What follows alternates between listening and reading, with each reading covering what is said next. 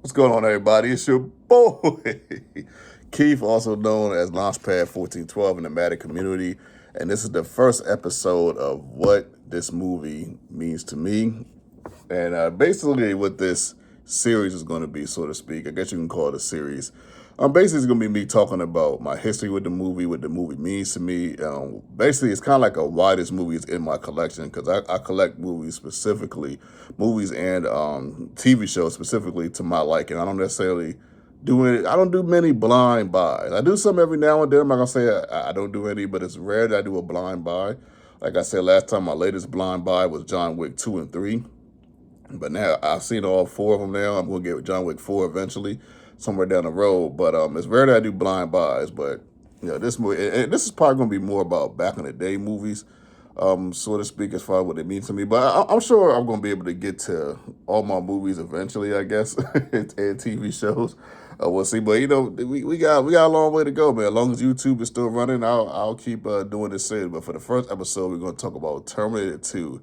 Judgment Day. Wow. I mean, what can I say about this movie? I know people love this movie. I know it's some people's favorites, and I know all that, but I think we all got our own personal history with the movie specifically. Like me personally, like I my first time seeing this movie was over my uncle and aunt's house. I was just gonna say I love talking about it. Like this is kind of like why I did this channel. I love talking about this type of stuff.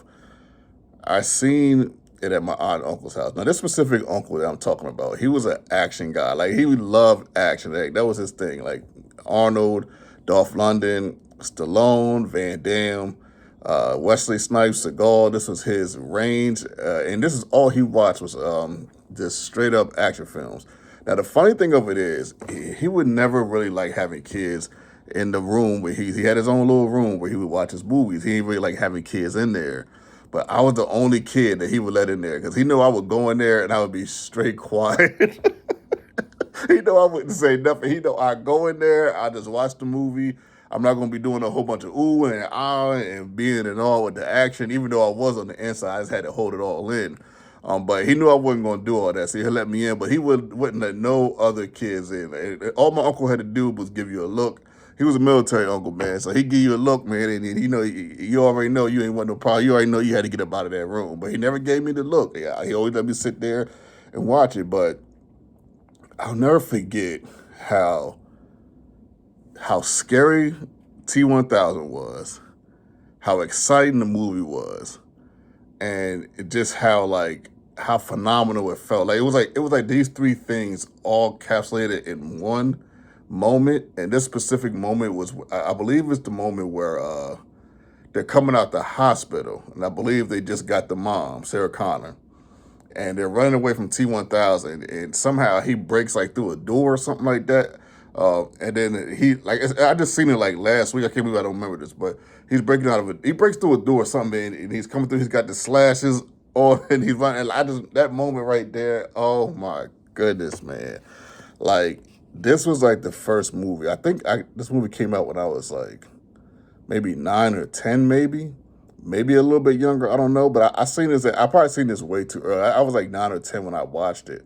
To be honest, I think I seen it way. I might have been like 8 maybe when I watched it. Maybe I was. This came out in '92. I think. Okay, I came out when I was. It came out when I was 9 years old. So I was probably like 10 or 11. Still a little bit too young to watch this type of movie. But man, my uncle put it on, and it's just the enjoyment. I didn't think they was ever going to kill T-1000. I didn't think they could kill him. I really didn't. I said, man, this is going to be the one. This is going to be the first villain I ever seen that that can't die. Like I really didn't know what they was going to be able to do to kill this guy. It just seemed like nothing would kill him. I mean, Arnold was hitting this guy with gauges, like bullets that are like gaping holes to him, and he's still just taking them. He's taking the hits, and he just like keeping going.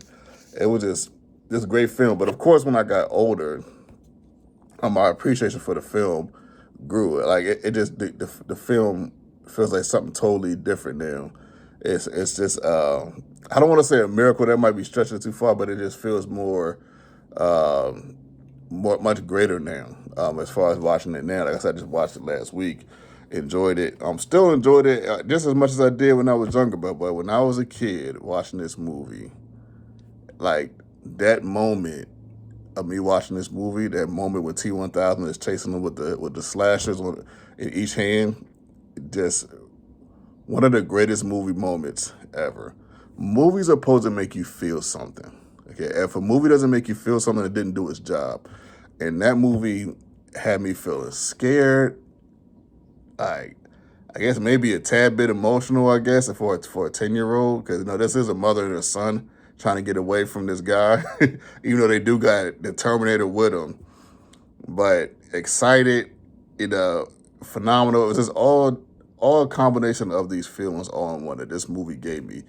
Throughout the whole movie, but that moment specifically, it's just one of the greatest movie moments of my life, and it's a great film, one of the greatest action movies ever. The best Terminator by far. But Terminator 1 was pretty good, but I don't think I'm going to buy that. Even though because I'm not going to buy that, I could talk about that another day. But Terminator 2,